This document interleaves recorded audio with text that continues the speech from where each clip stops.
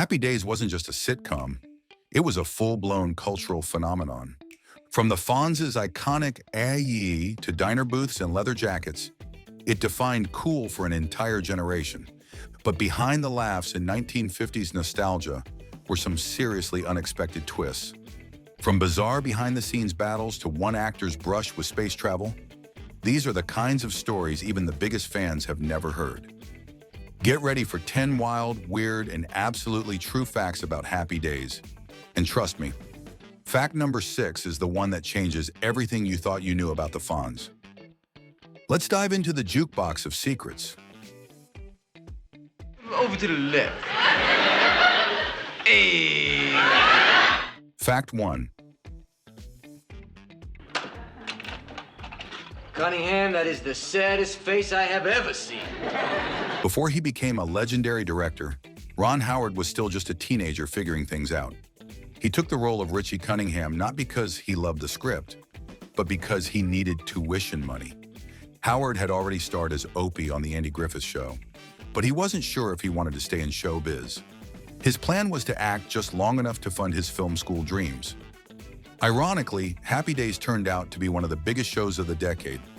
Howard stuck around far longer than expected, but always kept his eyes on directing. He used the money he earned to study filmmaking on the side. Years later, he'd direct hits like Apollo 13 and A Beautiful Mind. He credits Happy Days for helping him afford the career he really wanted. In the end, it wasn't just a stepping stone, it was his launch pad. Who knew Richie Cunningham would become one of Hollywood's most respected directors? Talk about a smart investment. He was only 20 when he signed on, yet already thinking like a filmmaker. Howard was always professional on set and even took notes on how scenes were shot. That curiosity led to his first directing gigs on other sitcoms. And the rest, as they say, is Hollywood history. Today, Howard still looks back on Happy Days as the job that made his dream possible. Fact 2. Hey, Fonzie, can I talk to you for a minute? The Fonz was cool. He was leather-jacketed, confident, and never afraid of a fight. And of course, he always showed up on a motorcycle. Or so we thought. In real life, Henry Winkler didn't know how to ride one at all. In fact, he was terrified of them. The producers originally wanted him to cruise into every scene on a real bike. But after multiple failed takes, they gave up and rigged the bike with hidden wheels or simply parked it. Winkler would just climb on and pose, letting the legend do the rest. His posture, confidence, and attitude sold the illusion completely. The audience never noticed he wasn't actually driving. It's one of the most iconic fake-outs in sitcom history. Fonzie rode into TV legend without ever learning how to ride. In some scenes, the camera pans up quickly to avoid showing his feet planted firmly on the ground. Production assistants were sometimes just out of frame, holding the bike steady. Winkler later said he was embarrassed by it, but thankful no one caught on. And to this day, many fans still don't know the Fonz faked the ride. It's a perfect example of how great acting and clever filming can hide anything. Fact 3. If you want me to come along with you, I will. Oh, I would really appreciate that, Potsy. Happy Days wasn't the original name for the show.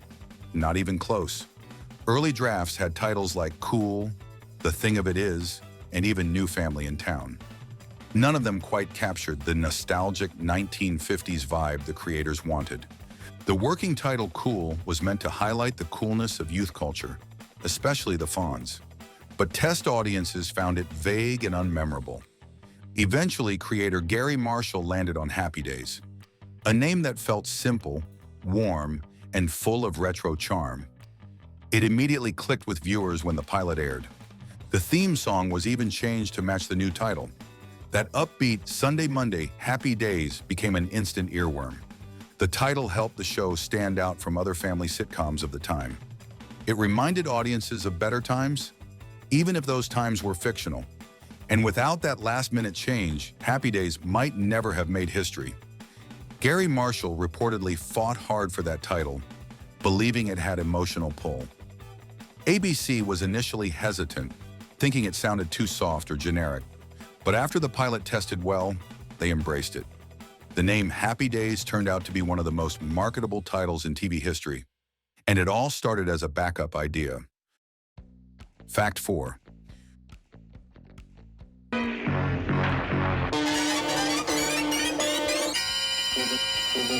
You've probably heard the term jump the shark. It's used when a show does something ridiculous that marks its creative decline. Well, Happy Days invented that phrase, literally. In Season 5, Fonzie water skis over a shark while wearing his leather jacket. The stunt was meant to show how cool and fearless he was. Instead, fans thought it was way too over the top. It became a symbol of a show trying too hard to stay relevant. TV critics started using jumping the shark as shorthand for desperation. Years later, the phrase became part of pop culture itself. The moment lives on in TV history for all the wrong reasons. It's ironic. The coolest guy on TV created the ultimate term for when shows stop being cool. Now that's a twist no one saw coming.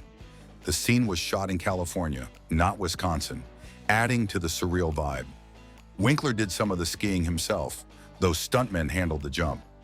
Even Gary Marshall later admitted it was a bit much. Still, the episode pulled huge ratings, proving fans weren't ready to say goodbye just yet. And in the end, the term only added to the show's legacy. Fact 5. Hard to do this through leather.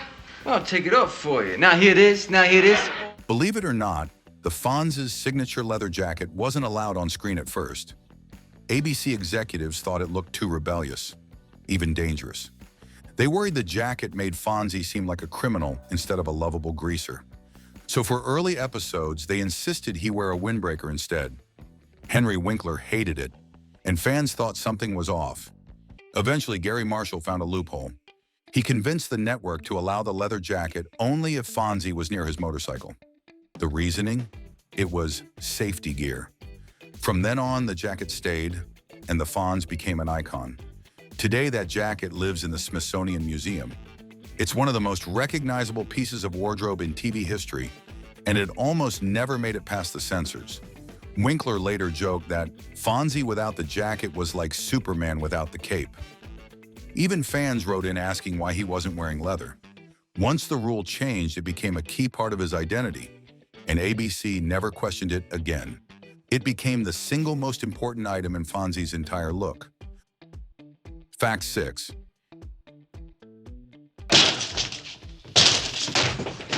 Hiya, Richie. It's impossible to imagine anyone but Henry Winkler playing the Fonz.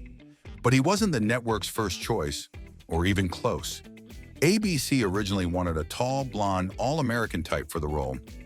Mickey Dolenz from the Monkees even auditioned and was seriously considered. They pictured Fonzie as a classic jock, not a small, scrappy rebel. But when Winkler auditioned, he immediately changed the game. He delivered his lines with a quiet intensity and improvised the now iconic aye. The producers instantly knew they had something special, even if it wasn't what they expected. Winkler wasn't physically intimidating, but he carried himself like someone who owned every room he entered.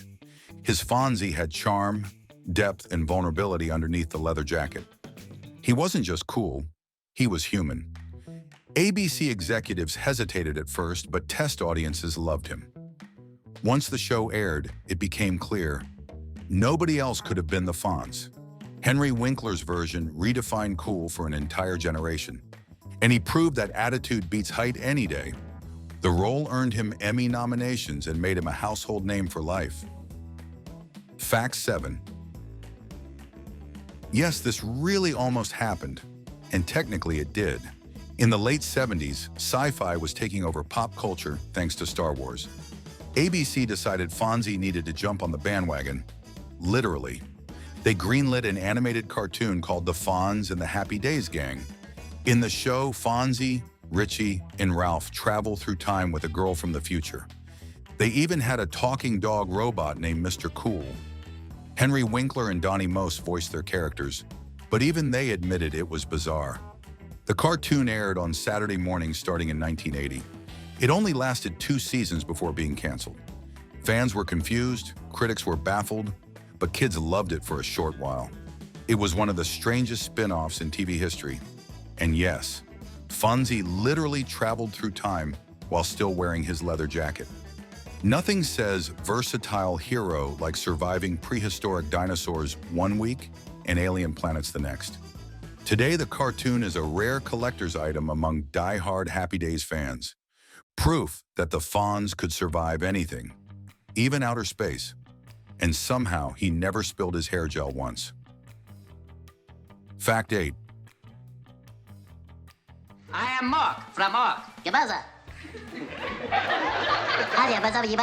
Before Robin Williams became a household name, he was a struggling stand-up comic in Los Angeles. When Happy Days needed an actor to play a goofy alien for a strange guest episode, they found him. Williams played Mork for Mork, a role that wasn't supposed to be a big deal. But the second Williams stepped onto the set, magic happened. He improvised almost all of his lines, leaving the cast and audience roaring with laughter.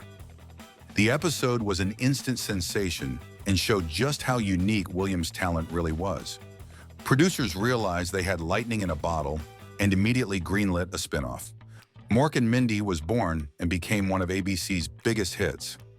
Robin Williams went from unknown to superstar practically overnight. Without Happy Days, we might never have seen classics like Good Will Hunting or Dead Poets Society. Williams even joked that his alien persona wasn't far off from his real-life energy. Gary Marshall later said hiring Robin Williams was one of the smartest, luckiest accidents in TV history. His rise started in a Milwaukee diner on a family sitcom. Mork crashed into Happy Days and crash-landed into pop culture forever. All because producers were willing to take a crazy risk, and audiences loved every second of it. Fact 9. Who won that race? When Happy Days premiered in 1974, no one thought it would run more than a couple of seasons. TV was changing fast and period pieces weren't seen as long-term hits. But the show quickly found its audience and never let go. It ran for an incredible 11 seasons, totaling 255 episodes. At one point, Happy Days was the #1 show in America. It spawned spin-offs like Laverne and Shirley, Mork and Mindy, and Joni Loves Chachi. Gary Marshall practically owned ABC's Tuesday night lineup. The show's longevity defied every expectation and set new standards for sitcoms. Fonzie became more recognizable than most politicians of the era. Tourism in Milwaukee even surged because of the show's popularity. A bronze statue of the Fonz was eventually erected downtown. ABC originally planned only a 3-season arc, but fan demand made it unstoppable. By the end, Happy Days had influenced fashion, music, and American slang. It wasn't just a show, it became a symbol of simpler times. The sheer scope of its impact is still felt in TV sitcoms today, and it all started with a few friends hanging out at a diner. Fact 10. Behind the laughter and nostalgia, real life sometimes got in the way. During the early seasons, Anson Williamson, who played Potsy, faced a personal tragedy. A close family member passed away unexpectedly, shaking him deeply. Production was briefly halted while the cast and crew rallied around him. There were discussions about writing Potsy out of the show permanently, but Williams decided to stay, encouraged by his friends on set. The cast truly felt like a second family, a bond that carried them through rough times. This emotional turmoil was kept hidden from the public at the time. Fans never realized how close they came to losing one of their favorite characters. When Williams returned to set, many said his performances carried extra heart. The show's theme of loyalty wasn't just for the cameras, and it was real. In an industry often obsessed with ratings, Happy Days proved compassion mattered more. Williams later credited the show with helping him through his grief. He said being Potsy gave him a sense of stability when he needed it most. The spirit of Happy Days wasn't just scripted, it lived in the people who made it, and that's what made the show truly timeless. Bonus fact: for a show as squeaky clean as Happy Days, you wouldn't expect it to push boundaries. But in 1977, the episode Fonzie's Baptism nearly got pulled by ABC censors. In it, Fonzie contemplates being baptized, a serious religious moment in an otherwise lighthearted sitcom. The network feared it might offend viewers by mixing faith with a character known for his swagger and wisecracks. There were behind-the-scenes debates, memos, and even calls from advertisers asking the episode to be toned down. But Gary Marshall refused to cut it, arguing that it gave the Fonz depth and heart. Eventually, the episode aired, and it was a hit. Viewers praised it for showing a softer side of Fonzie, proving he wasn't just a leather jacket and a catchphrase. It became one of the most talked about episodes that season, and it marked a moment when Happy Days took a real risk and stuck the landing. Even a show about jukeboxes and milkshakes wasn't afraid to get a little real. And once again, the Fonz walked away cooler than ever. Sometimes even a show about nothing serious knew when to say something meaningful. And that's what kept fans tuning in week after week.